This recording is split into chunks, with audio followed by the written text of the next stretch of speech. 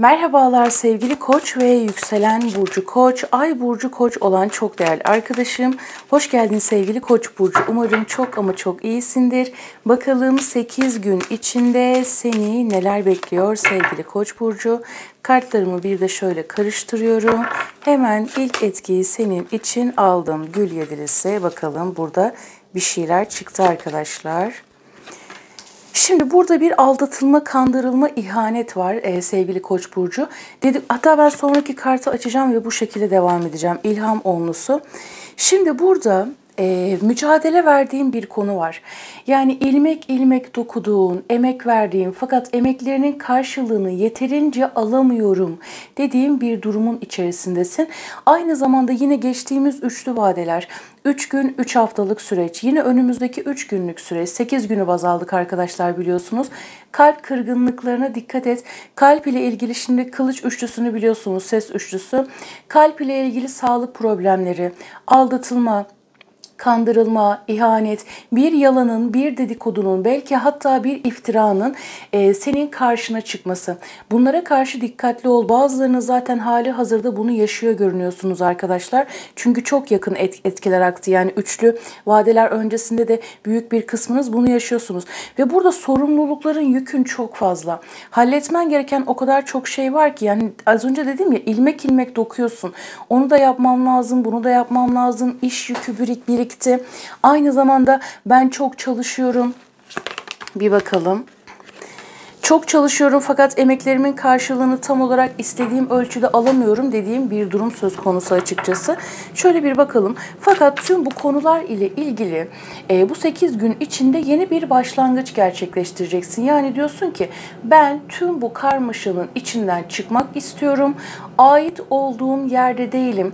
Zaten emeklerimin karşılığını alamıyorum. Burası bana hizmet etmiyor ve benim buradan gidip yeni bir başlangıç gerçekleştirmem. Yeni bir iş, yeni bir adım, yeni bir durum yapmam. Yani yeni bir şeyler yapmam lazım dediğim bir durum söz konusu. Hemen bir bakalım. Aziz geldi. Evet, bazılarınız arkadaşlar yeni bir şirket kurabilirsiniz. Yeni bir iş kurabilirsiniz. Yeni bir işe başlamak. Aynı zamanda burada işlerinizle ilgili çok yetkin biriyle de bir görüşme var açıkçası, ama büyük bir kısmınız karmik bir durumun içerisinden çıkmak üzeresiniz. Bunun üzerinizde oluşturduğu ağır bir durum var açıkçası. Şöyle bir bakalım. Evet, burada güçlü birinden destek alacaksın atacağın adımla ilgili, ya da bu bir fikir almak bile olabilir. Bir avukat, bir muhasebeci olabilir, yani herhangi bir şey olabilir. Bir danışan da olabilir. Güçlü birinden bir yetki de alacaksın bu atmak istediğin adımla ilgili. Bu başlatacağın yeni başlangıç önümüzdeki, yani bu 8 güne niyet aldık ya, 8 gün içerisinde hani böyle bir şeylerin aslında olumlu olduğunu hissediyorsun. Bunu biliyorsun, farkındasın da, ama hani bir anda oluşabilecek bir etki değil. Yani bir anda büyük başarıya götürebilecek bir etki değil. Yani burada birazcık daha hem mantığınla duygularını çok dengeli kullanman gereken bir süreç olduğunu söyledi. Gül kızı, ses kızı. Evet, burada bazı dedikodular arkadaşlar, dikkat edin. Özellikle iş ortamında. İş ortamında bakın, hep üçlü vadelerden gidiyoruz. İş ortamı, yakın çevre, iletişim halinde olduğun kişiler seni çok yanlış yönlendirmek istiyor. Yani burada senin önüne engel olmak isteyen özellikle hava grubu kişilerine dikkat et. Kova, terazi, ikizler, küçük bir kısmınız için bu durum geçerli. Fakat şunun altını çiziyorum arkadaşlar. Etrafınızda bir tane ikizler yok, bir tane terazi yok. Yani herkesin de burcunu öğrenemeyeceksiniz. Bu çok küçük bir bilgidir ama daha çok iletişimle alakalı. Yani birilerinin seni yanlış yönlendirmesi, senin üzerine ekstradan, çünkü burada şöyle bir durum var. Bak, senin kararlılığın çok önemli olacak. Kararlı olman, kendinden emin olman, cesur olman, olayları yönetebilmende ve bu senin önüne engel koyan kişilerin üstüne çıkmanda çok büyük etken olacak ki zaten burada birileri senden korkuyor. Yani başaracak biliyoruz ama önüne engel çıkartalım. Mutlu olacak, ben çok daha hafif yorumluyorum arkadaşlar bu kısmı. Siz anladınız ne söylemek istediğimi.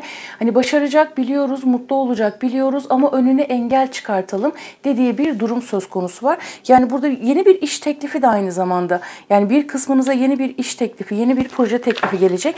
Ama burada tedbirli olman çok önemli. Tedbirli olman. Hani burada şöyle bir şey var. Hemen başlayayım, hemen gideyim. Buna dikkat etmen lazım. Duygusal, yani zaten gidiyorsun. Bak burada seni tatmin etmeyen bir şeyler var. İmparatoriçe. Şimdi burada sistem sana diyor ki bak senin bu önümüzdeki üçlü vadeye de sarkacak arkadaşlar. Üçlü vade derken şimdi 8 güne niyet aldık ki imparatoriçe olunca önümüzdeki 3 hafta, 3. ay, 3 aylık süreç. Burada senin başlatmak istediğin bir durum var. Adım atmak istediğin bir konu var ve bu adımı at, kendinden emin ol. Her duyduğuna, yani burada her duyduğuna inanma. Yani her teklife ya da her söylenen olumlu veya olumsuz. Burada tedbirli olman ve kontrolü senin alman lazım. Senin bak üretim tarafın yükselecek. Doğurganlık tarafın yükselecek. İmparatoriçe aynı zamanda dişil enerjiler için söylüyorum. Beyefendisindir ama sende de dişil enerji ağırdır. Senin için de geçerli. Yani dişil enerji derken bazı arkadaşlarım şunu yazabiliyor. Hep hanımefendiler için yorumluyorsunuz. Öyle bir şey yok arkadaşlar. Bu şekilde alın, tamam mı? Özellikle dişil enerji için hani böyle bir imparatoriçe, bereket, bulunduğu alana bereket getiren, bulunduğu alana bolluk bereket getiren, doğurganlığının, üretkenliğinin, sanatsal tarafının hem kendini doyurma hem etrafını doyurma taraflarının çok yüksek olacağı bir süreç olacak. Burada bir yükselme var ama terk ediş de var. Yani sen duygusal olarak da değişime giriyorsun. Burada maneviyatın duygu sekizlisi. Anlam arayışın çok artacak. Ben seni daha çok yalnız kalmak istediğini gördüm. Hani o tüm karmaşadan bir çıkayım, bir kendimi dinleyeyim. Ne yaşadım ben? Neyin içindeyim? Nedir bu? Maneviyatımın yükselmesi. Sonra kendi bereketinle tanışmayla ilgili bir durum söz konusu. Yani hem somut olarak hem de soyut olarak, yani somut ve soyut olarak, madde olarak, mana olarak da gerçekliğe gitmeyle ilgili bazı adımlar atıyor olacaksın. Yani bu bir bilgiye ulaşmak bile olabilir. Duygu şövalyesi. Burada sana karşı duyguları olan şimdi imparator kartı zaten senin kartın biliyorsun. Burada sana karşı duyguları olan biri var. Ve bu duygu gerçek, yani karşılıklı olarak daha çok toprak grubunu verdi ve hava grubunu verdi arkadaşlar. Bir de küçük yay burcu var diyebilirim. Terazi burcu, kova terazi ikizler ama terazi kova birazcık daha baskın. Boğa, başak, oğlak. Bu kişiyle yaşayabileceğim büyük bir aşk, büyük bir ilişki diyebilirim. Yani burada karşılıklı bir duygu var. Adım atılmayan, hani her iki tarafta birbirinden adım bekliyor. Fakat yeteri kadar bir tatmin, bir adım yok. Bu kişi güçlü biri olabilir arkadaşlar. Şimdi burada senin konuna gelecek olursak, imparatorun üzerine bir de şunu alayım. İlham kraliçesi. Yani burada sistem sana diyor ki bak sen olması gerektiği gibi davran. İmparator ve ilham kraliçesi. Sen olması gerektiği gibi davran. Çok mantıksal hareket et. Cesur ol. Liderlik tarafını kullan. O sahaya çıkma, yönetme, liderlik tarafını kullan. Kendinden emin ol. Birileri zaten senden korkuyor. Bu yüzden senin önüne hem o madde olarak, yani madde diye bir şey yok aslında da, hem madde olarak hem de hani önüne her anlamda engel çıkartmak istemeleri. Bu senden korktukları için. Yani burada kendinden emin ol, analitik düşün, mantıklı karar ver. Burada seni, yani çok arkadaşlar, burada hem çok güzel bir aşkın başlaması var. Bu 8 günlük süre içerisinde bazılarınız adım alacaksınız. Büyük bir kısmınız da önümüzdeki 3 hafta ve 3 aylık ve 3. ay verdi, bilginiz olsun. Bir de senin dönemin, özellikle koç dönemi, bakın imparator koç dönemi. Yani bu başlatacağın etki, atacağın adım, geçeceğin geçiş seni ilerleyen süreçlerde ve bu 8 hafta bunun etkisini alacaksın zaten. Çok böyle bir mana arayışın, anlam arayışın, bir yerden çıkma arayışın, güzel bir etki. Kendinden emin ve cesur olman, korkak olmaman çok önemli. Yani kalbim kırıldı, o aldattı, bu aldattı, şöyle oldu, köşeme çekileyim, ağlayayım. Zaten burada hemen arka planında bak, sen tüm kapıları kapatıyorsun, arka planda seni gözetleyen birileri de var. Aynı zamanda bu illa kişi olarak birilerinin seni gözetlemesine gerek yok. Kaygılar, kuruntular, vesvese, böyle bir etkiden bahsetti. Şimdi sevgili Koç burcu, bunun üzerine bir de mesaj kartı alacağım. Ama önce bu güzel etkilerin aktif olması olması için yoruma yeşil veya mavi kalp bırakmanı istiyorum. Bu sefer böyle yapalım arkadaşlar. Yeşil kalp hem kalp çakramızı temsil etsin. Bir de burada kalpten bahsettik ya. Bir de mavi boğaz çakrayı temsil etsin. Böyle güzel o enerjileri alalım. Güven enerjisini, saflık enerjisini. Mavi veya yeşil kalp yorumları bırakmayı unutma. Şimdi diğer mesajlarımıza bakalım, ne gelecek diyelim. Şöyle bir. Bu mesajı için çekeceğim. Aklındaki kişi için çekeceğim sevgili Koç burcu. Aklındaki kişiye odaklan. Bakalım aklındaki kişiden sana gelecek olan mesaj nedir diyelim. Bakalım neymiş? İkiz Alev. Şimdi burada imparator ve imparatorça da çıktı ya arkadaşlar. Bakın bazılarınız İkiz Alev ruh eşi yolculuğunda olabilirsiniz. Sizi sevmesi için herhangi bir şey yapmanıza gerek yok. Onun yüksek benliği de sizin gibi birleşmek istiyor dedi.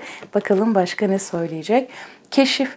Burada bazı şaşırtıcı haberler duyacaksın ve göreceksin. Bu bakalım kim için geldi? Gerçeklik algısını alt üst eden, kendisini güçsüz ve kapana kısılmış hissetmesine neden olan bir şey gördü veya duydu. Özellikle bu ilişkisi ayrı olanlar için aranızda bir şeyler ortaya çıkmış olabilir. Bir şeyler yakalanmış olabilir. Sen veya karşı taraf bunu yaşamış olabilirsiniz. Bir kart daha alalım arkadaşlar. Ne gelecek diyelim. Şöyle bir alalım. Atalardan kalan, nesiller boyunca ona aktarılan olumsuz kalıplarını temizliyor, yolculuğu aceleye getirmeyin dedi. Bu da o, dediğim gibi zaten burada İkiz Alev ruh eşi bağlantısı çok vardı açıkçası. Bu da küçük bir aklındaki kişiden sana gelen bir mesajdı arkadaşlar. Bir tane daha alalım bakalım ne gelecek. Gerçek hazine. Artık maddi şeylere odaklanmanın onu mutlu etmediğini, sadece aşktan alıkoyduğunu görüyor dedi. Yani burada demek ki karşı taraf özellikle erilse maddeden manaya geçmiş arkadaşlar. Bu da çok güzel mesajlı sevgili Koç burcu. Peki mesajlarım bu şekildeydi. Her şey gönlünce olsun. Kendine çok iyi bak. Görüşmek üzere. Hoşça kal.